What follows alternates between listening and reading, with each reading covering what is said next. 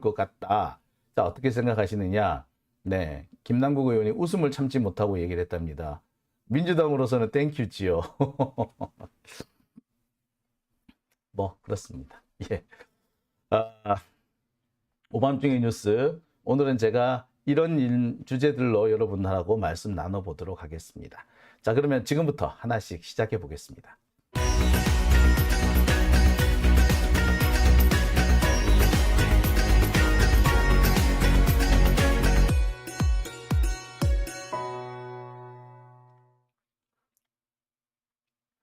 네, 오밤중의 뉴스 첫 번째 주제부터 해보겠습니다. 제가 오늘 준비한 첫 번째 주제는요. 원래는 이거였습니다. 윤석열 복합위기 탄핵을 부르다. 자, 윤석열이 지금 여러 가지 이 위기를 겪고 있죠. 예, 잠시만요. 예. 마이크 선이 꼬였습니다. 예, 요새 이렇게 마이크 선도 자주 꼬여요. 자, 윤석열이 지금 여러 가지 위기를 겪고 있습니다. 당장 가장 큰 위기의 요인은 김건희죠. 하루도 조용할 날이 없습니다. 정권 출범하면서 지금까지 잠잠할만 하면 새로운 문제가 터지고 잠잠할만 하면 또 새로운 문제가 터졌습니다.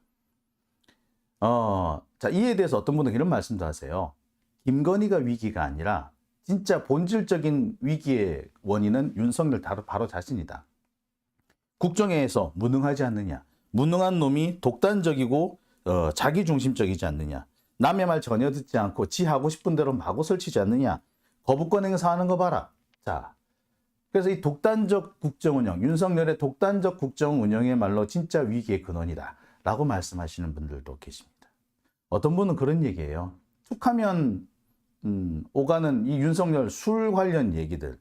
자, 윤석열의 술, 이게 더 문제 아니겠느냐 라고 말씀하시는 분도 계십니다.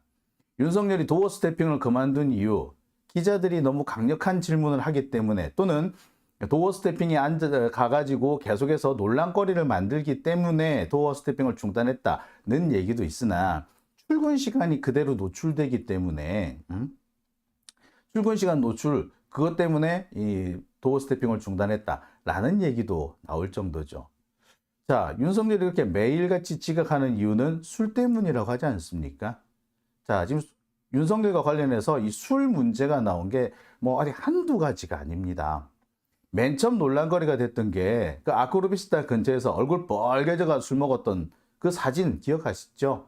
그런데 그 사진 찍히기 전에 이미 다른 곳에서 술을 일잔 걸치고 왔다고 그러지 않습니까? 그때부터 논란거리가 됐었습니다. 대통령이 저렇게 벌겋게 취해도 되느냐. 정말 국가가 위기 상황에 처했을 때 윤석열은 과연 국가를 지휘할 수 있겠느냐, 위기 통제를 할 수 있겠느냐라는 의구심을 가질 수밖에 없었죠. 뿐만 아닙니다. 예. 부산에 가가지고 부산 그 일광 횟집인가요? 거기 가서 또 술 먹는 장면이 포착이 됐죠. 그리고 이번에 또 술 먹는 장면이 포착이 됩니다. 이렇게 술만 보면은 사죽을 못 쓰는 이런 모습, 이게 또 국정의 위기를 초래하는 복합위기의 근원이 아니냐라는 의견도 있었습니다. 자, 그런데 이 복합위기와 관련 얘기를 쭉 하다 보면은 여러분도 그렇고 저도 그렇고 한 가지 드는 생각이 있을 겁니다. 뭐? 하루도 조용할 날이 없었구나. 여름에는 수해 때문에, 겨울에는 난방비 때문에 모든 국민들을 공포에 떨게 만들었던 거 아닙니까?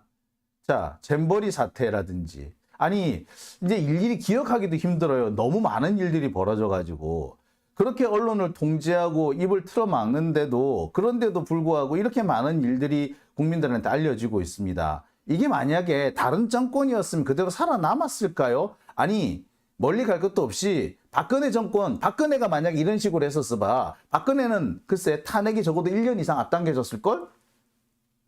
역대 이런 대통령을 본 적이 있어요? 마치 외국에, 저는 솔직히 심슨 가족 있잖아요. 심슨 가족 보는 느낌이에요. 만화 영화 만화 보는 느낌이에요. 만화. 심슨 가족에서 심슨이 상상한 아주 희한 야리꾸리한 미래, 그 미래를 보는 듯한, 심슨 가족의 미래를 보는 듯한 그런 상황입니다. 자, 그러면서 제가 떠올렸던 생각이 이거였어요. 예. 도대체 하루도 조용할 날이 없었구나. 오늘은 또 무슨 일이 생길까? 윤석열과 뽀로로의 공통점이 있네? 라는 거죠. 자, 그래서 제가 오늘 준비했던 첫 번째 주제입니다. 윤석열과 뽀로로의 공통점. 앞서서 준비했던 요 제목, 좀 재미는 없죠? 정확한 표현이긴 하지만. 그래서 조금 바꿔봤습니다. 여러분들도 조금 이해하기 쉽고 알기 쉽고 한편으로는 좀 재밌어 보라고 이렇게 준비를 해봤습니다. 윤석열과 뽀로로의 공통점. 뽀로로한테는 되게 미안해요. 어떻게 윤석열하고 비교를 할까요? 그렇죠? 하지만 좀 오늘만큼은 이 뽀로로한테 미안한 마음을 좀 숨기고 좀 뒤로 미루고 뽀로로와 윤석열의 공통점을 좀 짚어보려고 합니다.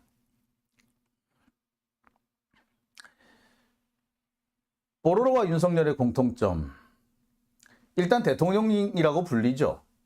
윤석열도 대통령이라고 불립니다. 뽀로로는 뽀통령이라고 불리죠. 아이들의 대통령. 뽀통령.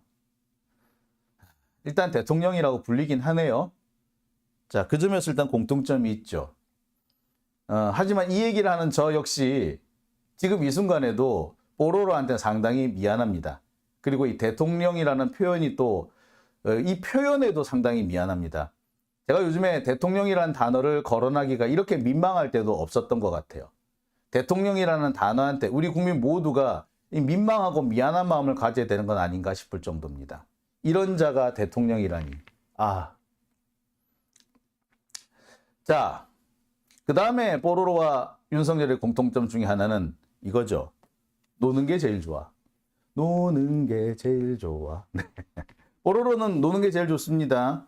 근데 윤석열 역시 노는 게 제일 좋은 것 같아요.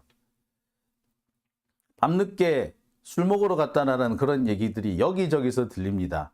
술만 앞에 보이면 술잔 집어드는데 너무 진심의 표정이 보이죠. 밥 먹고 술 먹는데 가장 얼굴빛이 반짝반짝 빛나고 눈에 총기가 어리는 그 순간 먹는 거, 술 먹는 거. 자, 뿐만 아닙니다. 매일같이 지각이죠.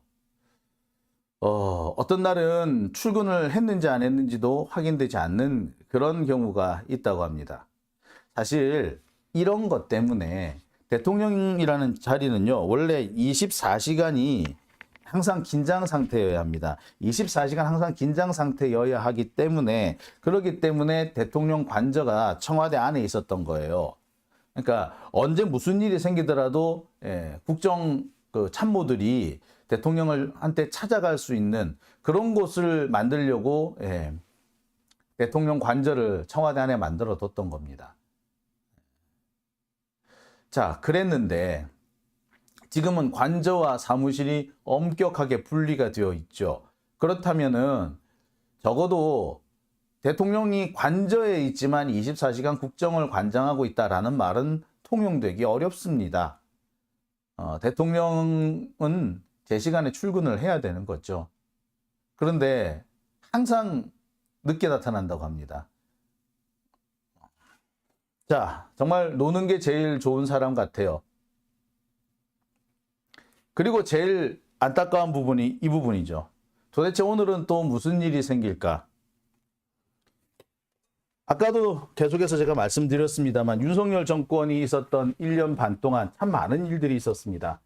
과거에 미처 상상하기도 어려웠던 일들이 벌어지고 있어요. 어처구니가 없고 한편으로는 황당합니다. 그리고 한편으로는 어떻게 이런 일이 계속해서 생길까? 이게 많은 만화 영화도 아니고 이게 무슨 이런 일이 생길까? 저는 그렇게 생각이 드는데요. 그러다 보니 참 이렇게 복합적으로 연이어서 터지는 이런 숱한 사건과 사태들 때문에 윤석열 스스로가 위기를 자초하는 게 아닌가라는 생각을 해봅니다. 자, 그런 이렇게 숱한 논란과 숱한 사건의 시작은 그럼 그 원인은 어디에 있느냐? 많은 사람들이 위기의 근원으로 김건희를 꼽습니다. 그 김건희의 이 명품광, 과시욕, 그리고 지가 뭔데 왜 국정에 개입을 하느냐고. 이 국정 개입. 명품욕과 과시욕과 국정 개입, 이것이 온갖 루머와 온갖 이 논란의 중심이 되고 있는 게 사실이죠. 하루도 잠잠할 날이 없는 것도 사실입니다. 최근에는 이 명품 사건이 터졌습니다. 김건희가 자신을 찾아온 사람들로부터 명품을 수수하는 모습, 이게 고스란히 찍힌 뭐 그런 모습 여러분 보셨을 겁니다. 더 많은 분들의 분노를 일으킨 것은 김건희 지가 뭔데 남북 문제를 지가 직접 관장하겠다는 둥. 마치 다른 문제는 윤석열한테 맡겨놓을 수 있지만 남북 문제는 내가 좀 관장해 보려고 해. 그 말은 뭡니까? 지가 대통령이라는 의미죠. 윤석열은 어디까지나 바지일 뿐 실권자는 나야. 뭐 이런. 자, 그러고 있는데 또 이번에는 도이치모터스 녹취록이 터졌습니다. 이번에 공개된 도이치모터스 녹취록은 기존에 있었던 녹취록이나 뭐 기존에 있었던 문자 메시지 등과는 또 다른 내용입니다. 이번에 있는 도이치모터스 녹취록 같은 경우에는 지금까지 검찰이 주가 조작이 아니라고 해서 기소 대상에서도 제외했던 이른바 도이치모터스 주가 조작 0차 사건, 검찰이 기소하기 전에 있었던 그 사건들, 이 사건들과 관련된 녹취록입니다. 녹취록을 내용을 자세히 보면은 누가 보더라도 이거는 김건희가 개입을 했구나, 주가 조작에 개입을 했구나 라는 게 너무나도 명백히 드러나는 대목이었습니다. 자, 그래서 많은 사람들이 윤석열의 위기의 근원은 근본적으로 김건희 때문이다 라고 지적하는 분들도 계십니다. 오죽했으면 수구 언론들도 손절하겠다라고 설치는 그런 상황이 다 생겼을까요? 지금 현재 수구 언론도 윤석열은 김건희와 손절하라는 얘기가 나오지 않습니까? 조선일보 같은 경우에는 김건희를 그 사저로 내쫓아야 된다 이런 얘기까지 하지 않습니까? 자, 하지만요, 저는 진짜 위기의 근원은 윤석열 바로 본인 당사자라고 생각합니다. 윤석열이야말로 진짜 위기의 근원이 아니겠나라고 생각을 해요. 왜? 아무리 김건희가 말썽을 부린다고 해도 대통령이 자기 자리를 잘 지키고 있다면 뭐가 문제겠습니까? 문제가 생길 이유가 없는 거 아닌가요? 그렇죠? 예. 자, 김건희 때문에 계속 문제가 생긴다는 것은 김건희의 문제이기도 하겠으나 한편으로 보자면 윤석열의 문제인 겁니다. 윤석열이 오죽 못났으면 계속 지 마누라가 이렇게 사고를 치는데 그 마누라 단속도 제대로 못한단 말이야. 아니 가족이 저거 사고 치지 말아야 될 거 아니에요. 한 번 사고 쳤으면 두 번, 세 번 사고 못 치도록 조금 관리를 해야 될 거 아니야. 그런데 그 관리가 전혀 안 되는 거 아니에요. 자, 또 다른 문제는요. 윤석열의 이 검사 시절의 그 행태 그대로 지금 대통령 가서도 한다는 겁니다. 검사 지 마음대로 하고 검사들이 기소할 수도 있고 기소 안 할 수도 있고 지 멋대로 할 수 있는 거를 대통령 가서도 그대로 하고 있는 거죠. 지 멋대로 하겠다는 겁니다. 검사들이 그렇지 않습니까? 기소를 할 것인지 말 것인지 검사 마음이잖아요. 기소를 하더라도 이게 유죄가 나오도록 할 것인지 무죄가 나오도록 할 것인지 그것 역시도 검사들이 하는 방법입니다. 어쩔 수 없이 여론에 밀려서 기소를 하는 경우에도 교묘하게 무죄가 나오게끔 뭐 한두 가지를 뺀다든지 아니면 억지 주장을 핀다든지 또는 증인들을 한두를 빼버린다든지 이런 식으로 해서 무죄가 나오게도 만들어주고 어떤 경우는 진술을 조작하고 자기 입맛에 맞는 진술을 하라고 증인을 압박해서 증거를 조작하기도 하죠. 그런 검사들의 행태가 지금 용산에 가서도 그대로 이어지고 있는 겁니다. 그게 검찰청 안에서는 서초동에서는 가능했는지 모르겠으나 이게 국민들을 상대로 하는 대통령의 자리에서는 불가능할 수밖에 없고 때로는 그것이 논란의 원인이 되는 겁니다. 따라서 진짜 원인, 진짜 위기의 근원은 윤석열 바로 그 자신이다. 이런 얘기가 있대요. 윤석열은 검사 시절에 자기 부하 직원이 혹은 부하 검사가 말을 잘 안 들으면 자신의 뜻대로 부하 검사나 부하 직원이 이 일을 만들어 오지 않으면, 문서를 만들어 오지 않으면 화를 낸대요. 아, 씨발, 까라면 까! 라고 한다는 거예요. 지금도 용산에 가서도 그러고 있는 건 아닌지 참 심히 의심스럽습니다. 그러니 이런 윤석열의 행위야말로, 이런 행태야말로 진짜 위기의 근원이 아니겠느냐는 거죠. 어떤 분은 이런 말씀도 하세요. 윤석열, 이 무능함의 그 자체 아니냐. 본인이 뭐 일하는 거 봤냐. 검사 시절에도 윤석열이 일한 거는 거의 없다. 다 밑에서 부하 검사나 부하 직원들이 만들어 가져온 걸 가지고 자기는 쇼만 했다. 연극만 했다. 마치 무대 위에 올라간 연극 배우 같은 거다. 연극 배우는 연극 배우인데 보통의 연극 배우는 소위 말해서 애드립이라는 것도 하죠. 급하게 이 대본이 생각나지 않는다든지 미처 대본이 도착하지 못한 경우에 시간을 끌거나 뭐 이런저런 위기 대응을 위해서 애드립이란 것도 합니다. 하지만 윤석열은 애드립 같은 걸 아예 할 줄 모르는 그런 사람, 그런 연극 배우인 거죠. 그래서 원고가 없으면 아무것도 못한다는 겁니다. 즉 국정원 할 줄 모르는데 검사 시절 자기의 부하와 자신의 이 부하 검사들이 떠받들어 주는 것, 이런 것만 계속 받으려고 하는 거죠. 국정원 할 줄 모르고 대우만 받으려고 하는 이런 검사 시절의 그런 행태들이 아직까지도 계속되고 있기 때문에 바로 그런 무능함 때문에 진짜 위기가 시작되고 있는 것 아니냐라는 얘기도 합니다. 자, 여러분은 어떻게 생각하십니까? 저는 그 얘기를 들으면서 야, 맞다 하면서도 참 씁쓸했어요. 자, 윤석열이 이처럼 무능하면서 때로는 야, 까라면 까! 라는 이런 태도 때문에 생긴 위기가 최근 들어 이 해병대 사건, 해병대 이 최수근 상병 사건이 아닌가 생각이 듭니다. 갑자기 윤석열이 지 마음대로 야, 해병대 사령관 처벌하지 마. 까라면 까 임마. 라고 했다는 거 아니에요? 그 결과 지금 해병대 최수근 상병 사건이 터지지 않았습니까?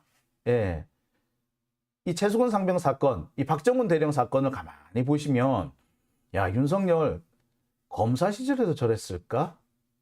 지가 봐주고 싶은 사람이면 야, 공소장에 포함시키지 마. 그랬다는 얘기인가요? 자, 그런 부분을 의심을 안 할 수가 없죠. 자, 이와 관련해 가지고 오늘 이재명 대표가 제대로 한 방 윤석열한테 매긴 게 있거든요. 이 장면 한번 보시겠습니다. 해병대원 사망사건 은폐 의혹에 대해서 윤석열 대통령의 결자 해지를 촉구합니다.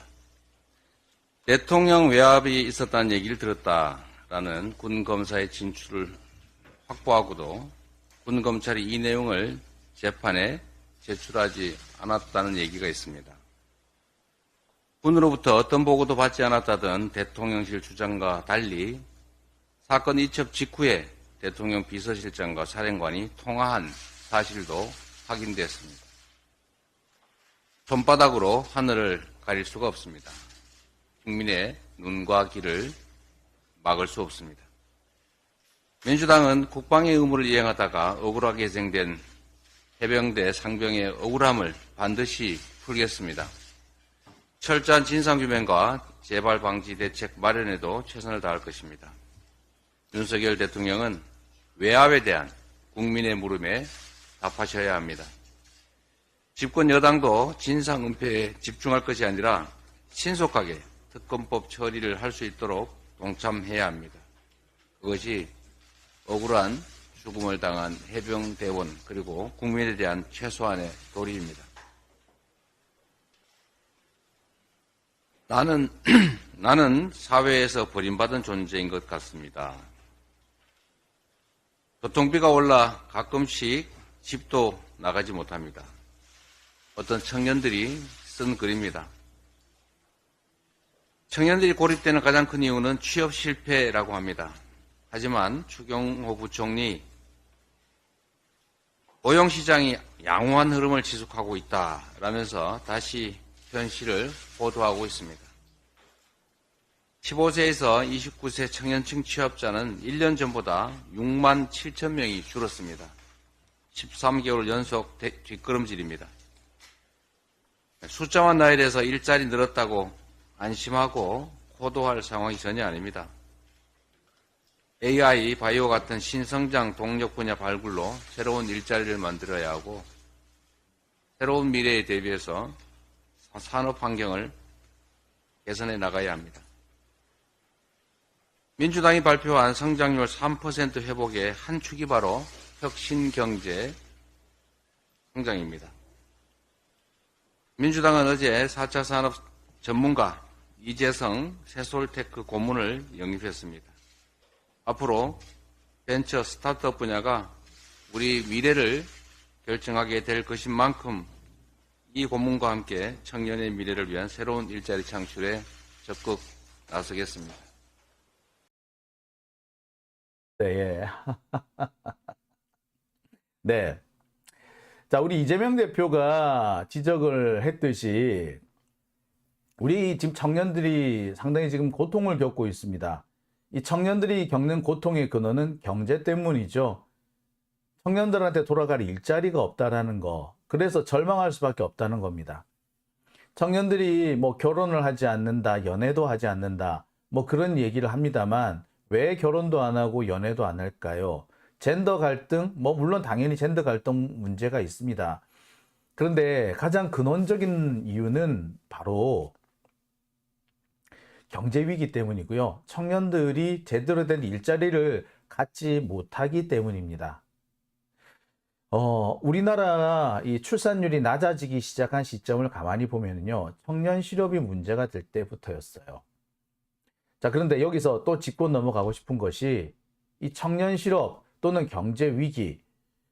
언론들은요, 이 노무현 정부 때 혹은 문재인 정부 때 그 청년 실업이 심각하네 또는 뭐 여러 가지 뭐 경제가 위기네 이렇게 한참 떠들어댔어요. 하지만 진짜 위기는 문재인 노무현 정부 때가 아니라 박근혜 이명박 정부 때였고 윤석열 정부 때 아니었습니까? 청년에게 위기가 닥친 것 역시 다 그런 때였어요. 그런데 이 언론에서는 유독 문재인 노무현에 대해서는 온통 시비를 걸면서 박근혜 이명박 그리고 윤석열에 대해서는 왜 그렇게 관대한지 모르겠습니다. 자, 어떻게 보자면 지금 윤석열의 위기, 그 위기의 가장 근원은 우리 경제의 복합 위기 때문이 아닌가라는 생각도 해봅니다. 우리 경제가 어렵기 때문에 이 경제를 제대로 살리지 못한다는 점 때문에 결국 그것 때문에 윤석열의 위기가 시작되고 있지 않는가. 어떻게 보자면 윤석열의 위기, 가장 근본에는 경제 위기가 있지 않는가라는 생각이 듭니다. 특히 윤석열이라는 사람이 경제와 관련해서 유능한 정책을 펼 수 있는 사람은 아니잖아요. 결국 윤석열 같은 자를 뽑아준 사람들이 문제가 아닌가라는 생각을 해보게 됩니다. 자, 오밤중의 뉴스 제가 준비한 첫 번째 순서는 여기까지고요. 자, 이어서 댓글 한번 읽어볼까요?